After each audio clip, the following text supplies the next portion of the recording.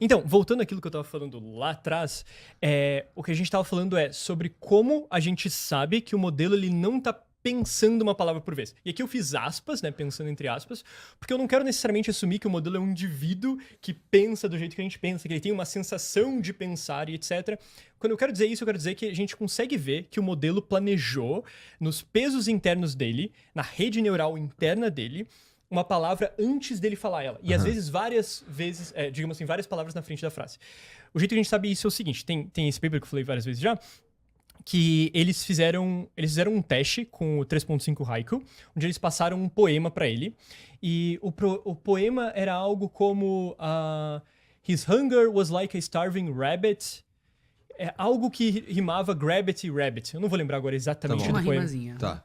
E daí a ideia era o seguinte, né? Você dava a primeira parte do poema pra ele, tipo, rosas são vermelhas, violetas são azuis. Isso é perigoso, né? Você dá essa primeira pra ele, e daí ele tem que responder a segunda. O que a gente via é que, por exemplo, assim, se você... Basicamente uma cantiga de fundo de ônibus, então. Então, especificamente dessa rima, o que você via é que o modelo ele já tinha planejado rimar a palavra rabbit, que era do começo do poema, com a palavra grabbit. Você via nas ativações dele que ele já tinha ativado a feature, que é a característica, digamos assim, que é um conjunto de neurônios juntos, que representa aquela palavra sendo ativado antes dele falar a primeira palavra da resposta.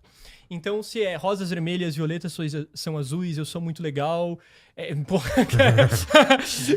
Acreditamos em Jesus. Pronto. Eu tenho um poema na minha cabeça, mas ele é um exemplo muito ruim, que seria Juca Pirama, né? Então, meu canto de morte, guerreiros ouvi, sou filho da selva, na selva cresci. Nossa, mas é muito bom. Guerreiros descemos da tribo tupi, da tribo pujante. Eu tava na... Como é que é? Eu tava no banho... Não, isso eu não posso meter porque isso vai dar merda. Mas eu não sei como é que pode, não sei como é que pude comer caco de vidro e cagar bola de gude. Pronto. Decidiu good. Então, na verdade, dá pra fazer esse exemplo com esse poema, que seria, digamos assim, meu canto de morte, guerreiros ouvi, sou filho da selva, e eu mandei isso pra ele. E ele sabe que ele quer terminar com cresci pra rimar com ouvir, antes de sequer ele falar a primeira palavra da resposta dele. Então, meu canto de morte, guerreiros ouvi, sou filho da selva, na selva cresci. Isso prova que ele... Que ele tá planejando, entende? Porque, só tentando organizar, e aí o Adrian me corrige se eu falar alguma groselha. Imagina que você vai ter a frase que ele vai gerar. Então, ele vai gerar 4 palavras antes de chegar na palavra que vai fazer a rima. Que a gente tá aqui em questão discutindo. E a gente tava até agora falando que ele só pensa a próxima. Exato. Então, por exemplo, na hora de fazer todo o processamento pra decidir a palavra por exemplo, ele não tem nada a ver ainda com a parte da rima. Só que ele já aí eu vou fazer uma analogia aqui bem grosseira e o Adam depois pode corrigir. Imagina que você tá enxergando tipo aquelas imagens da função do cérebro que acendem regiões conforme as regiões estão sendo usadas. Cara, a analogia é super grosseira, mas é como se tivesse uma região ali bem pequenininha que se ativa quando você pensa na sonoridade daquela palavra ali da rima, ou aquilo ali já tá acendendo quando tá gerando uma palavra lá de trás. Ou seja, é dessa forma que eles conseguem ver que o modelo tá, digamos, pensando a respeito de dar aquela resposta, fazer aquela rima antes de chegar na palavra em questão, que é a palavra da rima. Então dá pra dizer que existe uma inteligência ali? Então, a gente poderia entrar na definição de inteligência. Adiantando, a minha resposta é que sim, num sentido mais baixo que do ser humano. No sentido de que quase qualquer definição... E normalmente, quando a gente entra nessas conversas, as pessoas têm um pouco de medo de definir inteligência, de falar sobre isso. A gente tem que ver a definição de inteligência, etc. Mas a gente não precisa fugir disso. Uma coisa meio mística, né? Porque a gente tem uma literatura gigantesca da definição de inteligência. Tem muita gente que escreveu paper sobre isso, tentando... chegar nessa definição, e uma das características mais interessantes é que quase todas elas chegam quase no mesmo lugar. Então, por mais que a gente não consiga definir inteligência propriamente, dizer assim, assertivamente é isso, a gente consegue dar uma base, uma ideia sobre isso, em quase qualquer delas, sabe? A grande maioria dessas definições, você teria que assumir que pelo menos esses modelos de linguagem são minimamente inteligentes. Tá bom. Mas assim, eu só queria falar sobre qual que é a conclusão que eu tiro desse experimento que percebeu, e tem vários outros exemplos disso que eles mostram no paper, que ele pensa antes. É principalmente essa ideia de como você não pode só olhar para a arquitetura, digamos, vou aprender aqui modelos de linguagem, daí eu olho lá um diagrama assim, passa aqui, passa ali, volta, e vou concluir, beleza. Então, claramente, eles não podem, por natureza de como eles foram programados, digamos assim, eles não podem pensar uma palavra à frente. Eles nunca vão estar planejando o que eles vão falar. Eles não vão estar fazendo essa computação de forma mais sofisticada. Quer dizer, como é fácil cair nesse erro, né? Exatamente. E é errado isso. Você percebe quando você realmente testa o modelo, você percebe que é errado. E muitas das afirmações, quase uma característica, acho que do discurso, eu não sei se é só no Brasil isso, sobre inteligência artificial, é que várias das coisas que são faladas com muita assertividade, você poderia testar você mesmo, você vai na sua casa, você pergunta pro modelo alguma coisa e você consegue descobrir que aquilo não é verdade.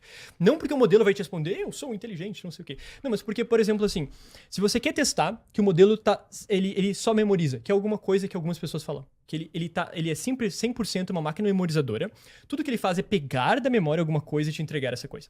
Primeiro, que isso digamos assim, combinatorialmente impossível. É simplesmente impossível, porque o número de possibilidades que você pode dar para uma conversa, digamos assim, a gente começou essa conversa aqui, para cada palavra que eu falo, ela se ramifica, porque eu poderia ter falado outra palavra. Isso causa uma explosão combinatorial que é basicamente impossível. Não é basicamente impossível, é estritamente impossível de se criar essa máquina memorizadora, porque a gente não teria espaço suficiente no universo para botar todas essas possibilidades de uma conversa ali. Inclusive, eu posso entrar no super detalhe nisso também. Mas o interessante você não precisaria ouvir esse meu argumento. Porque se você quer saber se essa máquina está memorizando ou não, e tudo que ela te falou é algo que ela viu em algum lugar, cria uma história absurda, com regras. Né? No sentido assim, um mundo alienígena onde as pessoas vivem dentro de uma rosca, dentro de um torus, e daí quando elas comem framboesa, ela inverte a gravidade desse mundo. Quando elas andam de carro e elas comeram um morango, esse carro ele só dirige pra trás, elas têm que sempre dirigir assim. Você cria uma série de regras desse mundo alienígena, onde as coisas não fazem muito sentido, mas regras que são congruentes entre si, e pede pro modelo derivar coisas. E ele vai falar coisas que nunca foram ditas antes, a não ser que você faça uma história muito óbvia. Mas se você for maluco o suficiente, digamos assim, você vai chegar facilmente em coisas que nunca foram ditas, digamos assim. E isso era algo que deveria ser óbvio desde o modelo 3.5, digamos assim. Então não tem como ser simplesmente memorização, matematicamente impossível ser simplesmente memorização. Isso não quer dizer que ele não possa estar usando memorização fortemente. E eu acho que ele está usando fortemente memorização, no sentido de que ele tem que ter memorizado um programa, um template, e ele encaixa certas frases, digamos assim, dentro desse template. Para ganhar velocidade? Para ganhar vantagem no processamento? Não isso, mas para conseguir responder. Porque o que acontece a internet é muito pequena, digamos assim. Se a gente pensar no número de possíveis conversas que a gente poderia estar tendo, essa conversa se tornou única nos primeiros segundos que a gente estava conversando. Porque a maior parte das coisas que podem ser ditas nunca foram ditas. E isso é verdade num nível absurdamente, assim, a maior parte das conversas que poderiam ser ditas nunca foram ditas. Assim como se eu pegar um baralho de cartas, tem 52 cartas nele. Isso é super contraintuitivo. Eu acho que a maioria das pessoas não tem ideia, nem na questão da conversa e nem na questão dessa do baralho. As duas são similares. Porque tem a ver com explosão combinatorial. No sentido que eu pego o baralho, que eu embaralho ele direitinho e te dou na sua mão. Na verdade, eu sou a primeira pessoa que pegou esse baralho e você é a segunda. Não ia falar que você é a primeira pessoa que segurou esse baralho. Mas porque a maior parte das possíveis combinações de baralho nunca foram feitas. Mesmo as pessoas jogando só poker. 52 cartas. Tem o velhinho que tá jogando poker ali o dia inteiro. É só o que ele faz. Joga poker. Mesmo assim. Porque toda vez que ele embaralha, ele tá segurando uma primeira combinação daquelas cartas que foi feita na história dos baralhos, entendeu? E isso que são 52 cartas que ele tem ali na mão dele. Na questão da linguagem, por exemplo, quando eu tô conversando com você, a escolha da próxima palavra tá num pool de palavras possíveis tão maior, é muito maior. E aí tem a segunda palavra, que daí você multiplicaria. Mesmo que você coloque filtros, que você diminua esse grupo, fala, não, mas as palavras mais usadas é um grupo menor. Mas mesmo assim a gente tá falando de uma explosão combinatória que muito rapidamente se torna uma coisa completamente inviável de estar basicamente memorizado. Começou o episódio, eu podia falar A, B, C ou D. Tá? Eu falei B. Aí o caminho A ele ainda existe, que eu não usei. Mas ele poderia ter existido. Se você tivesse ido por lá, teriam mais possibilidades. E aí, então, uma ramificação. E aí por aí vai. E aí é infinito. É isso, porque a gente tá falando isso que a gente falou só de 4 possibilidades que eu poderia ter falado, que eu poderia ter iniciado. No caso do baralho lá, né, você começa com 52 possibilidades. A primeira carta, né? Você tem 52 cartas possíveis. Então, a primeira carta da boca do baralho ali tem 52 possibilidades para aquela carta. Aí a próxima tem 51 possibilidades, porque você já usou a anterior. Aí depois tem 50. E mesmo assim, para 52, toda vez que você embaralha lá, você tem um baralho que nunca existiu. Então, no caso da linguagem, é muito mais absurdo. Porque você pode escolher qualquer palavra da língua portuguesa para começar a tua frase, mesmo que tenha as mais prováveis.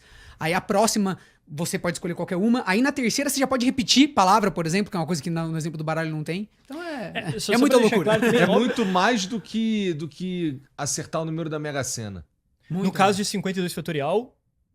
no caso da linguagem ele tá falando, né? Ah, não, muito mais. Mas qual que é o insano. tamanho da Mega Sena? Quantos números 60. você tem que acertar? 60? 60. Não, você tem que acertar 6. 6 de 60. 6, que podem ser 60 em cada um? Você tem 60 pra escolher, não é isso? Eu Então não tá, sei. o número de baralhos é muito maior. No sentido de, vou acertar a exata combinação de baralhos que você tem aí.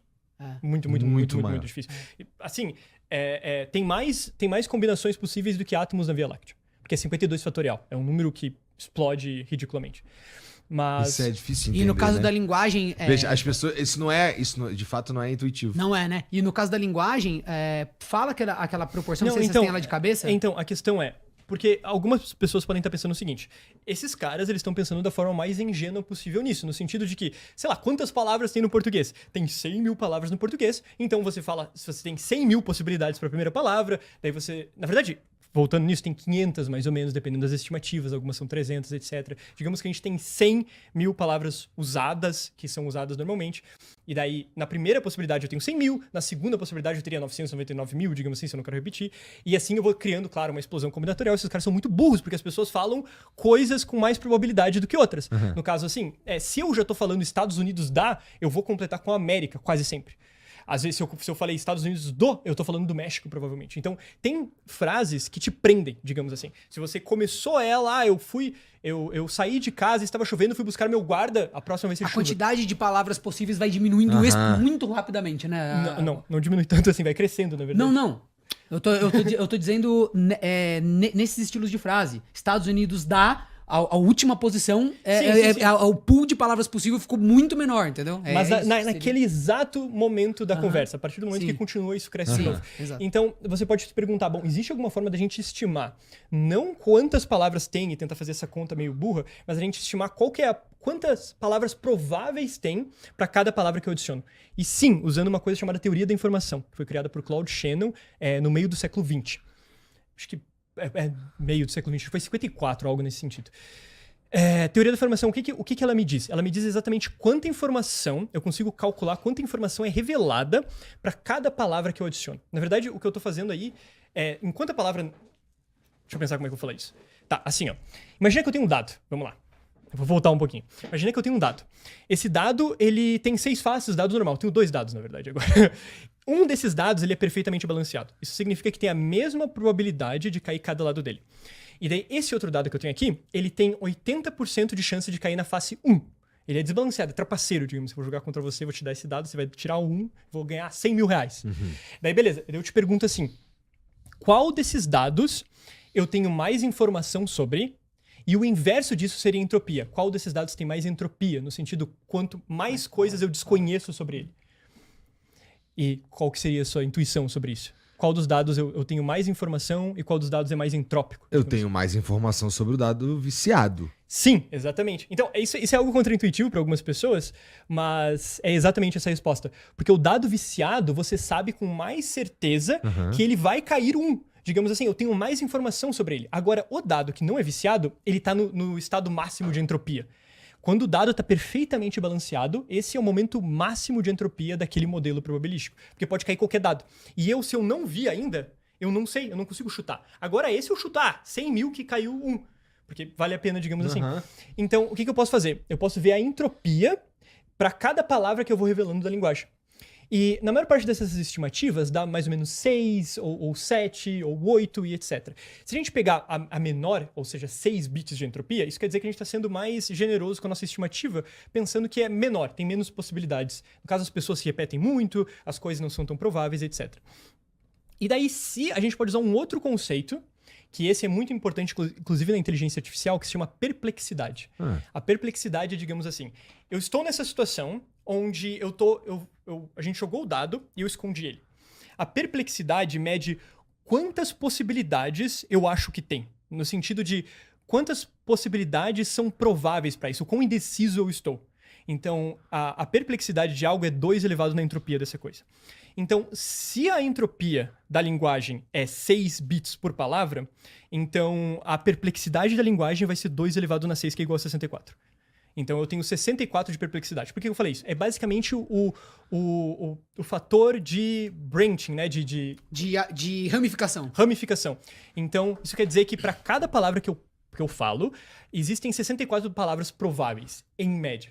E daí a gente tá usando... Que criam outros ramos, né? Aham. Que daí abram outros caminhos de... Cada uma abrindo seu próprio ramo. Porque algumas são menos prováveis. Digamos assim, em algumas situações, a entropia é muito baixa. Porque Estados Unidos da América, a entropia é baixíssima. Em algumas, é totalmente livre. Olá, eu vim aqui, e daí pode ser qualquer coisa que vem aí, digamos assim, né? E a questão é... Se você faz uma estimativa, então, de quantas conversas possíveis podem ter, dado um período finito de tempo, isso é importante, senão eu não consigo estimar, eu vou ter que fazer, assim, 2 elevado a 6, e isso vai estar elevado ao número de palavras que eu tenho. Então, eu vou ter 64 elevado a n, que é o meu número de palavras. Então, digamos que a gente consegue falar 150 palavras por minuto. Talvez agora eu esteja falando um pouco mais que isso. Então, Põe no 0,75, galera. 150 palavras por minuto. Então eu já tenho 64 elevado a esse número de palavras que eu falei naquele minuto. E tem um paper de um cara chamado Stuart M. Schreiber. Ele é um professor de ciência da computação na Universidade de Harvard. E ele fez essa estimativa justamente para mostrar de forma conclusiva que é impossível que exista uma máquina memorizadora. Porque é isso que a gente está falando, né? A máquina memorizadora é aquela que, né, consegue pegar qualquer coisa que foi dita ali de memória e te entregar, né? Porque digamos que chega um alienígena aqui e ele criou uma inteligência artificial. Só que essa inteligência artificial dele é simplesmente uma tabela que memorizou todas as possíveis coisas de uma conversa. Então ele digamos assim, a gente tá conversando aqui, existe uma conversa idêntica lá na memória dele, ele pega essa memória e pensa, eu completo ela assim. E daí ele me responde, sacou? Eu faço uma pergunta pra ele no meio dessa conversa aqui, ele pega toda a nossa conversa, todo o contexto, bota ali e pensa no como responder. Se você falasse, por exemplo, uma fórmula, se você perguntasse um problema matemático, ele saberia a resposta, porque lá no banco de dados deles ele tem a fórmula completa e a resposta logo na sequência. Porque tem todas as memórias possíveis. Isso seria, digamos assim, um contra-argumento contra a ideia de que simplesmente olhar pro comportamento de uma máquina seria suficiente pra decidir se ela é inteligente. Porque ela pode estar só memorizando. Mas a questão é, esse paper ele mostra definitivamente, e eu até vou deixar claro que o paper ele não fez isso porque ele achava que era possível. Era óbvio, porque é combinatoriamente óbvio isso para qualquer pessoa que, digamos assim, pensou sobre isso e tem as ferramentas certas, sabe, teoria da informação, etc., que não tem como. Mas ele escreveu esse paper para deixar de forma conclusiva no sentido filosófico, de que não tem como ter uma máquina memorizadora. Por quê? Se a gente considera que dá para guardar 1 bit de informação em um diâmetro de 1 Planck de distância. Então, o Planck é muito menor que um diâmetro de um átomo. É uma das menores medidas que a gente considera da natureza. É muito, muito, muito, muito pequeno. É ordens de magnitude menor que o diâmetro de um átomo. Então, imagina que, por exemplo, assim, eu pego um punhado de areia e para cada círculo que tem ali 1 Planck de distância, eu guardo 1 bit. Isso quer dizer que esse meu punhado de areia tem mais HDs que tem no mundo. Já dá para guardar mais informação do que já foram guardados na história da humanidade. Daí eu pego esse negócio e expando para o universo inteiro. Então agora meu universo inteiro é um grande HD. Para cada um Planck de diâmetro de espaço, eu guardo um bit. Mesmo assim, eu não tenho como guardar todas as possibilidades de uma conversa de apenas 37 segundos. Esgota meu HD em 37 segundos. Porque a gente está falando de uma explosão combinatorial gigantesca. Isso não quer dizer que as máquinas, que os LLMs não estejam usando memorização de algum jeito. Com certeza estão. A gente tem evidências porque a gente vê eles falando páginas de livros específicos, quotes. Mas o que eu quero dizer é, a ideia de que dá para ser simplesmente memorização é mais, digamos assim, é algo categoricamente mais errado do que eu achar que eu consigo pular do prédio aqui e voar. Porque isso talvez seja verdade, no sentido de que é algo que a gente conseguiria refutar em alguma certa situação. Agora, isso não é uma verdade matemática, simplesmente não tem. Dado o universo que a gente tem, dado que ele tem essas limitações que ele tem, isso a gente nem considerou como que a gente faria para os bits se comunicarem. Digamos, o meu bit tá aqui... Sim, tem vários complicadores ainda que não poderiam deixar isso pior. Por exemplo, um bit tá aqui e o outro bit tá na Alpha Centauri. E agora? Eles têm que se comunicar no máximo em 4 anos-luz. Então, e agora? Como é que faz isso? Então, piora a situação. Isso quer dizer que é simplesmente impossível, entendeu? É impossível que ele esteja te respondendo sobre os ETs, porque ele memorizou sobre os ETs. E que não é uma estratégia viável fazer a máquina memorizadora também, né? Ela não é possível, né? Não tem como. Porque a questão era isso, né? Eu não sei se ficou tão claro, que a questão é você olhar para uma inteligência artificial e falar... Talvez não seja inteligência, talvez seja só memória. Acho que essa é a grande questão, entendeu? Talvez, assumindo que a máquina memorizadora não é inteligente, porque ela tá só te replicando uma coisa que ela já sabe, que ela já decorou, né? Ela não tá pensando sobre. E, assim, pra maior parte dos problemas que você vai conversar com a LLM sobre, pra maior parte das coisas que você vai interagir com ela sobre, você vai cair nessa situação onde ela provavelmente tá usando algo que estava no grupo de treinamento dela, no grupo de dados de treinamento, e ela tá usando aquilo para trapacear, de certa forma, porque ela não tá tendo que pensar do zero. Então ela tá usando memória. Isso com certeza é verdade. A questão é que não pode ser só memória. E o quanto é memória é algo muito em aberto. No sentido de que, também, justamente por causa dessa explosão combinatorial, não pode ser um template estúpido. No sentido de, beleza, tá bom, ele não tem o meu poema, mas ele substitui, digamos assim, ele substitui o rosas vermelhas, violetas são azuis, ele substitui, ele tem um espacinho pra rosas, um espacinho pra azuis, e daí ele vai lá e troca as palavras e etc, e daí ele te dá alguma coisa nova. Também não tem como ser algo tão burro assim, justamente por causa dessa explosão combinatorial. Beleza, você não acaba o universo em 37 segundos, mas você certamente acaba o universo numa conversa de 1 minuto e meio. Até porque você tá em um fator exponencial. Então não é linear, né? Não dá pra... Digamos, se eu tivesse 2 universos, não dava uma conversa de 124 segundos, sacou? Caralho. Assustador um pouco, né?